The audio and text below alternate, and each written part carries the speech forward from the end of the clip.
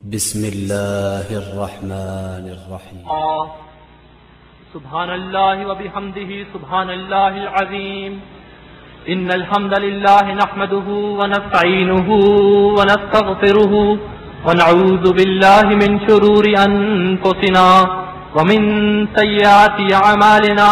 من يهده الله فلا مضل له ومن يضلل الله فلا هادي له. وأشهد أن لا إله إلا الله وحده لا شريك له وأن محمدا عبده ورسوله. أما بعد فإن خير الحديث كتاب الله وخير الهدي هدي محمد صلى الله عليه وسلم وشر الأمور محدثاتها وكل محدثة بدعة وكل بدعة ضلالة وكل ضلالة في النار. أعوذ بالله السميع العليم من الشيطان الرجيم من همزه ونفخه ونفثه. جماعت کے تعارف سے پہلے سورہ بقرہ کی جو آیات آپ کے سامنے تلاوت کی گئیں ان کا ترجمہ. ابتدا میں سب لوگ ایک ہی جماعت تھے، ان میں کوئی فرقہ نہیں تھا. پھر جب انہوں نے اختلاف کیا تو اللہ نے نبیوں کو خوشخبری دینے والا اور ڈرانے والا بنا کر اصلاح کے لیے بھیجا، اور ان نبیوں کے ساتھ حق کے ساتھ کتاب نازل کی تاکہ وہ کتاب ان لوگوں کے درمیان ان باتوں میں فیصلہ کر دے جن میں وہ اختلاف کر رہے تھے. اور یہ اختلاف بھی محض آپس کی ضد میں آ کر ان لوگوں نے کیا تھا جن کو کتاب دی گئی تھی، اور ایسی حالت میں کیا تھا کہ ان کے پاس کھلے دلائل پہنچ چکے تھے. پھر جو لوگ ایمان لے آئے تو اللہ نے ان کو اپنے حکم سے اس امر حق میں جس میں وہ اختلاف کر رہے تھے راہ حق دکھا دی، اور اللہ جس کو چاہتا ہے صراط مستقیم کی طرف رہنمائی کر دیتا ہے. اور اے ایمان والو، کیا تمہارا یہ گمان ہے کہ جنت میں یوں ہی داخل ہو جاؤ گے، حالانکہ جو لوگ تم سے پہلے گزر چکے ہیں ان لوگوں جیسی مصیبتیں تمہیں پیش نہیں آئیں.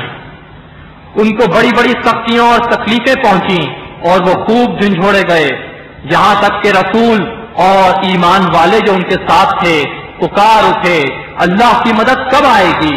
خبردار ہو جاؤ، اللہ کی مدد ان قریب آنے والی ہے.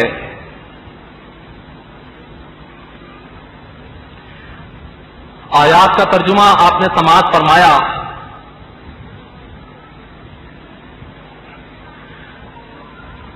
جماعت المسلمین کے تعارف میں سب سے بنیادی اور سب سے اہم بات یہ ہے کہ جماعت المسلمین کی دعوت توحید کی دعوت ہے. جماعت المسلمین کی دعوت اسلام کی دعوت ہے. آپ جانتے ہیں کہ توحید اسلام کا رکن اعظم اور جزو اعظم ہے. توحید ہے تو اسلام موجود ہے، اور اگر توحید موجود نہیں رہی تو اسلام ختم ہو چکا. اللہ تعالیٰ کا ارشاد ہے، قل انما یوحی الی انما الہکم الہ واحد فہل انتم مسلمون. اے رسول صلی اللہ علیہ وسلم، آپ فرما دیجئے میری طرف یہ وحی آ رہی ہے کہ تمہارا الہ صرف ایک الہ ہے، صرف ایک الہ، صرف ایک مشکل کشا، صرف ایک حاکم، صرف ایک حاجت روا، صرف ایک بادشاہ، صرف ایک شریعت ساز، صرف ایک مقنن، صرف ایک حاکم. فہل انتم مسلمون، تو کیا تم بھی مسلم بننے کے لیے تیار ہو؟ یعنی اگر تم بھی اس توحید پر آ جاؤ تو تم بھی مسلم بن جاؤ گے. آیت کا تقاضا یہ ہے کہ جو توحید پر قائم ہے وہ اسلام پر قائم ہے، اور جو توحید پر قائم نہیں ہے اس کا اسلام بالکل بھی معتبر نہیں ہے. اس سے کہا جائے گا فہل انتم مسلمون، تو کیا تم بھی مسلم بننے کے لیے تیار ہو؟ یاد رکھیے، کلمہ پڑھ لینا اور ایمان کا دعویٰ کر دینا اس بات کی ضمانت نہیں ہے کہ توحید راسخ ہو چکی یا شرک سے ہم بالکل بری ہو چکے. اللہ تعالیٰ کا ارشاد ہے، وما یؤمن اکثرهم باللہ الا وهم مشرکون. اللہ پر ایمان لانے والوں کی اکثریت مشرک ہوا کرتی ہے. غور کیجئے، ایمان کا دعویٰ کرنے والے، کلمہ پڑھنے والوں کی اکثریت کو قرآن کریم شرک میں مبتلا بتلاتا ہے. تو کیا یہ ضروری نہیں ہے کہ ہم غور کریں کہ کہیں ایسا تو نہیں ہے کہ توحید کے اس نازک شیشے میں رکھنا پڑ چکا ہے؟ توحید ایک بڑا وسیع موضوع ہے، اس کے کئی گوشے ہیں. فی الحال میں آپ کی توجہ ایک اہم گوشے کی طرف دلانا چاہتا ہوں. اللہ تعالیٰ ہمارا حاکم ہے، اور جو حاکم ہوتا ہے حکم چلانا اسی کا حق ہوا کرتا ہے، قانون بنانا اسی کا حق ہوا کرتا ہے. معلوم ہوا کہ شریعت بنانا، قانون بنانا، دین بنانا، حکم چلانا یہ اللہ تعالیٰ کا حق ہے. اللہ تعالیٰ کا ارشاد ہے شرع لکم من الدین، اللہ نے تمہارے لیے دین کی شریعت بنائی. معلوم ہوا شریعت بنانے والا، دین کا واضح راستہ مقرر کرنے والا، قانون بنانے والا اللہ تعالیٰ ہے، اور یہ اللہ کا حق ہے کہ وہ قانون بنائے، شریعت بنائے. اور شرک آپ جانتے ہیں اس چیز کا نام ہے کہ اللہ کے حقوق میں کسی اور کو شریک کر لیا جائے، جو حق اللہ کا ہے وہ کسی اور کو دے دیا جائے. مثلا عبادت صرف اللہ کا حق ہے، اگر اللہ کے علاوہ کسی اور کی عبادت کر لی تو یہ شرک ہو گیا. اللہ کے حقوق میں سے ایک حق کو کسی دوسرے کے حق میں اگر استعمال کر لیا جائے تو یہی شرک ہے. تو یوں ہی اللہ کا حق ہے کہ وہ قانون بنائے، شریعت بنائے، حکم دے. جب اس حکم میں، اس شریعت میں کسی اور کو شریک کر لیا جائے، کسی اور کی بات کو بھی دین سمجھا جائے، کسی اور کی بات کو بھی قانون سمجھا جائے، تو یہ اللہ کے اس حق میں شرک ہے. اللہ تعالیٰ کا ارشاد ہے ام لہم شرکاء، کیا ان لوگوں نے اللہ کے شریک بنا لیے ہیں؟ شرعوا لہم من الدین ما لم یأذن بہ اللہ، جو ان کے لیے دین کی ایسی شریعت بناتے ہیں کہ جس کے بنانے کی اللہ نے ان کو اجازت نہیں دی. اللہ نے انسانوں کو، خواہ وہ کتنے ہی بڑے علماء کیوں نہ ہوں، خواہ وہ کتنے ہی بڑے درویش کیوں نہ ہوں، اس بات کی اجازت نہیں دی کہ وہ شریعت بنائیں، وہ قانون بنائیں. شریعت بنانے والا اور قانون بنانے والا صرف اور صرف اللہ تعالیٰ ہے. ہوتا کیا ہے کہ جب دین میں اپنی رائے دی جاتی ہے، جب دین میں شریعت سازی کی جاتی ہے، تو یہ ممکن ہی نہیں ہے کہ دو لوگوں کی رائے بالکل یکساں ہو اور اختلاف پیدا نہ ہو. شریعت سازی کا لازمی نتیجہ اختلاف ہے، افتراق ہے، اور یہ اختلاف اور افتراق وہ چیز ہے جس سے ہمیں انتہائی سختی کے ساتھ منع کر دیا گیا تھا. اللہ تعالیٰ نے ارشاد فرمایا تھا وَاعْتَصِمُوا بِحَبْلِ اللَّهِ جَمِيعًا وَلَا تَفَرَّقُوا، اور تم سب مل کر اللہ کی رسی کو مضبوطی سے تھامے رکھنا اور فرقے فرقے مت بننا. تو فرقے فرقے بن جانا ہمارے لیے حرام تھا. اللہ تعالیٰ نے اس فرقے فرقے بن جانے کو اور دین کے ٹکڑے ٹکڑے کر دینے کو شرک تک فرما دیا تھا. اللہ تعالیٰ نے ارشاد فرمایا تھا وَلَا تَكُونُوا مِنَ الْمُشْرِكِينَ، اور مت ہو جاؤ شرک کرنے والوں میں سے، مت ہو جاؤ مشرکین میں سے. مِنَ الَّذِينَ فَرَّقُوا دِينَهُمْ، یعنی ان لوگوں میں سے جنہوں نے اپنے دین میں فرق کیا، وَكَانُوا شِيَعًا، اور ہو گئے الگ الگ گروہ، ہو گئے فرقے فرقے. كُلُّ حِزْبٍ بِمَا لَدَيْهِمْ فَرِحُونَ، ہر فرقہ، ہر گروہ جو کچھ اس کے پاس ہے اس پہ خوش ہے، اس پہ نازاں ہے. معلوم ہوا کہ دین میں فرق کر کے اور الگ الگ گروہوں میں بٹ جانا یہ شرک ہے. اور یہی صورتحال آج ہمیں امت کی نظر آتی ہے. یہی وجہ ہے کہ آج ہم ذلیل ہیں، آج ہم خوار ہیں، اللہ کے عذاب میں گرفتار ہیں. اللہ نے ہمیں پہلے خبردار کر دیا تھا اور اپنے عذاب کی ایک صورت یہی بتائی تھی. اللہ تعالیٰ نے ارشاد فرمایا تھا قل، اے رسول صلی اللہ علیہ وسلم فرما دیجئے هو القادر، وہ اللہ تعالیٰ اس بات پر قادر ہے الا یبعث علیکم عذابا، کہ تم پر عذاب بھیج دے، من فوقکم، تمہارے اوپر سے، او من تحت ارجلکم، یا تمہارے پیروں کے نیچے سے عذاب بھیج دے. اور اللہ کے عذاب کی تیسری صورت یہ ہے او یلبسکم شیعا، یا یہ کہ تمہیں فرقے فرقے بنا دے، وَيُذِيقَ بَعْضَكُمْ بَعْضَ بَعْض، اور آپس میں تمہیں ایک دوسرے کی قوت کا مزہ چکھائے. لڑتے رہو لڑتے رہو لڑتے رہو، عذاب الہی نازل ہو رہا ہے. لیکن ہمیں احساس ہی نہیں ہے کہ یہ اللہ کے عذاب کی ایک صورت ہے. آگے اللہ تعالیٰ کا ارشاد ہے انظر کیف نصرف الآیات، اے رسول صلی اللہ علیہ وسلم آپ دیکھیے ہم اپنی آیات کو کس طرح تبدیل کر کر کے بیان کرتے ہیں. لعلہم یفقہون، تاکہ یہ لوگ بات کو سمجھ جائیں، ان کی سمجھ میں آ جائے کہ فرقہ بندی اللہ کے عذاب کی ایک صورت ہے. یہ اختلاف رحمت نہیں ہے، یہ اللہ کا عذاب ہے. اگر ہم اسے عذاب سمجھتے تو اس سے الگ کیوں نہیں ہوتے؟ اللہ تعالیٰ کا ارشاد ہے ان الذین فرقوا دینہم وکانوا شیعا لست منہم فی شیء، بے شک جن لوگوں نے اپنے دین میں فرق کیا اور ہو گئے فرقے فرقے، اے رسول صلی اللہ علیہ وسلم آپ کا ان سے کوئی تعلق باقی نہیں ہے۔ جب اللہ کے رسول صلی اللہ علیہ وسلم کا ان سے کوئی تعلق باقی نہیں ہے تو ہم نے اپنے تعلقات کیوں ان سے قائم کیے ہوئے ہیں؟ کیوں نہیں ہم تمام فرقوں سے الگ ہو جاتے؟ اور یاد رکھیے فرقہ بندی کو ختم کرنے کی یہی صورت ہے کہ ہم تمام فرقوں سے الگ ہو جائیں۔ جب ایک ایک کر کے لوگ فرقوں سے الگ ہوتے چلے جائیں گے تو ان فرقوں کی قوت ٹوٹ جائے گی اور یہ فرقے ختم ہو جائیں گے۔ اگر ہم یہ گمان کریں کہ ہم ان فرقوں میں باقی رہیں اور یہ فرقے ختم ہو جائیں تو یاد رکھیے یہ کبھی بھی ممکن نہیں ہے۔ یہی وجہ ہے کہ اللہ نے اللہ کے رسول صلی اللہ علیہ وسلم کو فرقوں سے الگ رہنے کا حکم دیا تھا۔ کیا ہم اللہ کے رسول صلی اللہ علیہ وسلم سے بالاتر ہیں؟ کیا یہ حکم ہم پر لاگو نہیں ہوتا؟ کیا ہمیں اللہ کا یہ حکم یاد نہیں آتا؟ ہم کیوں نہیں الگ ہو جاتے ان تمام تر فرقوں سے؟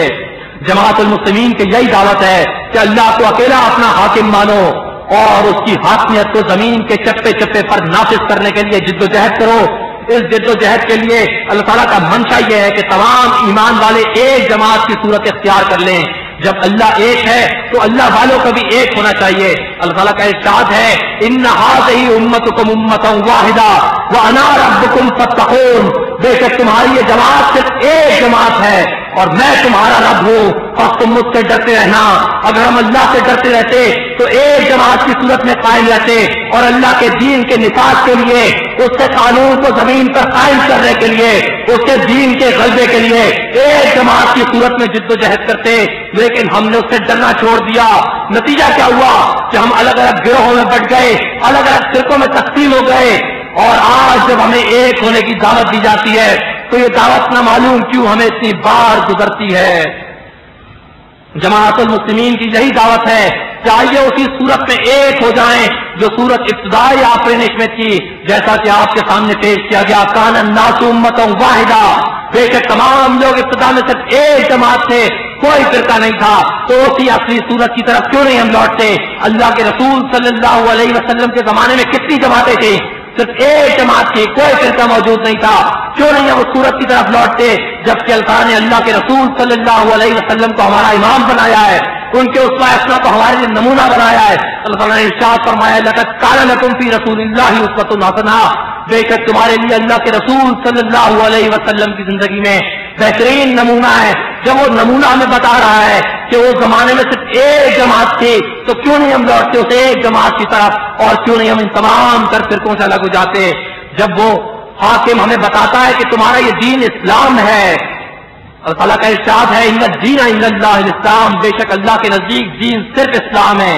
دوسری جگہ ارشاد ہے ومن یبتغی غیر الاسلام دینا، جو شخص اسلام کے علاوہ کسی اور دین کا، کسی اور مسلک کا، کسی اور فکر کا، کسی اور قانون کا، کسی اور مکتب فکر کا، کسی اور نظریے کا متلاشی ہوگا فلن یقبل منہ، تو وہ قانون، وہ مذہب، وہ دین، وہ نظریہ اس سے ہرگز ہرگز قبول نہیں کیا جائے گا۔ وہ فی الآخرۃ من الخاسرین، اور یاد رکھو آخرت میں وہ خسارہ پانے والوں میں سے ہوگا۔ تو کیوں نہیں ہم اس اسلام کو بطور دین اختیار کر لیتے اور باقی تمام مسالک اور فقہوں کو کیوں نہیں ہم چھوڑ دیتے؟ جب وہ دین ہمیں بتاتا ہے کہ تمہارا نام مسلم ہے، وَسَمَّاكُمُ الْمُسْلِمِينَ مِنْ قَبْلُ وَفِي هَذَا، ہم نے اس قرآن میں بھی اور اس قرآن سے پہلے بھی تمہارا نام مسلم رکھا ہے، ہمارا نام مسلم ہے، یہ فرقہ وارانہ نام نہیں ہے جو ہم نے خود رکھ چھوڑے ہیں۔ ہم حنفی ہو گئے، ہم شافعی ہو گئے، ہم اہل حدیث ہو گئے، یہ نام ہم نے خود رکھے ہیں، اللہ نے ہمارا نام مسلم رکھا تھا۔ جماعت المسلمین کی دعوت یہی ہے کہ اسی اصلی نام کی طرف لوٹیں، اسی امام کی امامت کو تسلیم کریں جسے اللہ نے امام بنایا تھا، اور باقی تمام اماموں کو چھوڑ دیں۔ اور تمام امام واجب الاحترام تو ہیں، واجب الاتباع ہرگز نہیں ہے۔ واجب الاتباع امام صرف وہی ہیں کہ ان سے افضل شخصیت اس روئے زمین نے نہ کبھی دیکھی ہے اور نہ کبھی یہ روئے زمین اس سے افضل ترین شخصیت کبھی دیکھے گی، یعنی اللہ کے رسول صلی اللہ علیہ وسلم۔ جماعت المسلمین وہ جماعت ہے کہ جس سے لزوم کا حکم دیا تھا اللہ کے رسول صلی اللہ علیہ وسلم نے۔ یہ کتنی عجیب بات ہے، کتنی عجیب بات ہے کہ آج ہمیں اس جماعت کا تعارف کرانا پڑ رہا ہے جو اپنی جماعت ہے، اور باقی تمام فرقوں کو اپنا تعارف کرانے کی ضرورت پیش نہیں آ رہی۔ اور یہ ایک عام قاعدہ بھی ہے، جب کوئی اجنبی کسی شہر میں آتا ہے تو اسے اپنا تعارف کرانا پڑتا ہے، لوگ اسے پہچانتے نہیں ہیں۔ یہی صورتحال ہو گئی ہے۔ آپ بتائیں میں حنفی ہوں، لوگ جان دیتے ہیں یہ کون ہے۔ آپ بتائیں جماعت المسلمین سے میرا تعلق ہے، لوگ پوچھتے ہیں یہ کون ہے۔ اللہ کے رسول صلی اللہ علیہ وسلم بالکل سچی خبر دینے والے ہیں. آپ نے پیشن گوئی کی تھی, آپ نے فرمایا تھا, صحیح مسلم کی حدیث ہے, بدال اسلام غریباً, اسلام اجنبی شروع ہوا تھا, کوئی اسے پہچانتا نہیں تھا. جب وہ اسلام پیش کیا جاتا تھا تو وہ مشرکین مکہ جو دین حنیف پر ہونے کا دعویٰ کرتے تھے, وہ یہودی, وہ عیسائی جو انبیاء علیہ السلام کی امت سے ہونے کا دعویٰ کرتے تھے, جن کا دعویٰ تھا کہ ہم اللہ کے چہیتے ہیں, وہ کہا کرتے تھے یہ کون سا اسلام آ گیا, یہ کون سا دین ہے. اسلام کی ہر بات انہیں اجنبی معلوم دیتی تھی, یہاں تک کہ وہ کہا کرتے تھے کہ یہ آدمی ہماری مخالفت پر تل گئی صلی اللہ علیہ وسلم. تو اس اجنبی اسلام کو کوئی پہچانتا نہیں تھا, اور اللہ کے رسول صلی اللہ علیہ وسلم نے فرمایا بدال اسلام غریباً, اسلام اجنبی شروع ہوا تھا, وسيعود كما بدا غریباً, اور یاد رکھو ان قریب پھر ویسا ہی اجنبی ہو جائے گا. کوئی نہیں پہچانے گا کہ یہ اسلام ہے, اور تمام مسالک پہچانے جا رہے ہیں, اور تمام مکاتب فکر پہچانے جا رہے ہیں, اسلام کو کوئی نہیں پہچانتا. وسيعود كما بدا غریباً کا منظر آنکھوں کے سامنے ہے, آنکھوں سے دیکھو, دل کی آنکھوں سے. وسيعود كما بدا غریباً, ان قریب وہ اسلام پھر ویسا ہی اجنبی ہو جائے گا. جو بات نکالی جاتی ہے, جو سنت جاری کی جاتی ہے, دین کی جو بات پیش کی جاتی ہے, کہتے ہیں دیکھو یہ مسلمین نئی بات لے کر آ گئے. وَسَيَعُودُ كَمَا بَدَا قَرِيبًا, ان قریب وہ اسلام پھر ویسا ہی اجنبی ہو جائے گا. لیکن یاد رکھو فَطُوبَى لِلْغُرَبَاء, بشارت ہے. اللہ کے رسول صلی اللہ علیہ وسلم فرماتے ہیں خوشخبری ہے, اللہ کے رسول صلی اللہ علیہ وسلم خوشخبری دیتے ہیں, بشارت ہے ان اجنبیوں کے لیے جو اجنبی اسلام پر عمل کریں گے. تو اسی اجنبی اسلام کو ہم آپ کے سامنے پیش کرتے ہیں. یہ جماعت المسلمین کی دعوت ہے, یہ جماعت المسلمین کا تعارف ہے. اللہ کے رسول صلی اللہ علیہ وسلم نے فرمایا تھا, صحیح بخاری اور صحیح مسلم کی حدیث ہے, فَالْزَمُوا جَمَاعَةَ الْمُسْلِمِينَ وَإِمَامَهُمْ, پھر فتنوں کے زمانے میں جماعت المسلمین اور ان کے امام سے چمٹے رہنا. حضرت حذیفہ نے پوچھا تھا فَإِن لَمْ يَكُن لَهُمْ جَمَاعَةٌ وَلَا إِمَامٌ, اگر نہ ہو جماعت المسلمین, نہ ہو ان کا امام, پھر میں کیا کروں. اللہ کے رسول صلی اللہ علیہ وسلم نے فرمایا تھا فَاعْتَزِلْ تِلْكَ الْفِرَقَ كُلَّهَا, ایسی صورت کہ تم ان تمام فرقوں سے الگ ہو جانا. وَلَوْ أَنْ تَعَزَّ بِأَصْلِ شَجَرَةٍ, اگرچہ تمہیں اتنی مصیبتیں کیوں نہ پیش آئیں کہ تمہیں درختوں کی جڑیں چبانی پڑ جائیں. حَتَّى يُدْرِكَكَ الْمَوْتُ, یہاں تک کہ تمہیں موت آ لے. وَأَنْتَ عَلَىٰ ذَلِكَ, اور تم اسی حال میں ہو. تو ہر حالت میں فرقوں سے الگ رہنا ہے, اور اس جماعت قدیمیہ یعنی جماعت المسلمین سے وابستہ رہنا ہے. یہ جماعت المسلمین کا تعارف آپ تحقیق کیجئے جماعت المسلمین کے بارے میں. جماعت المسلمین کا لٹریچر موجود ہے, تحقیق کیجئے, اللہ سے دعا کیجئے, انشاءاللہ حق کو پا لیں گے. الفلاح حق انہی کو دیتا ہے جو حق کی تلاش کی کوشش کرتے ہیں. الفلاح کا وعدہ ہے والذین جاہدوا فینا لنہدینہم سبلنا, اور جو کوئی ہمارے راستے میں کوشش کرتا ہے ہم اس کو اپنا راستہ دکھا دیتے ہیں, ہم اس کو اپنے راستے کھول دیتے ہیں. جاہدوا فی اللہ حق جہادہ, اللہ کے راستے میں کوشش کیجئے جیسا کہ کوشش کرنے کا حق ہے. اقول قولی ھذا استغفر اللہ استغفر اللہ استغفر اللہ.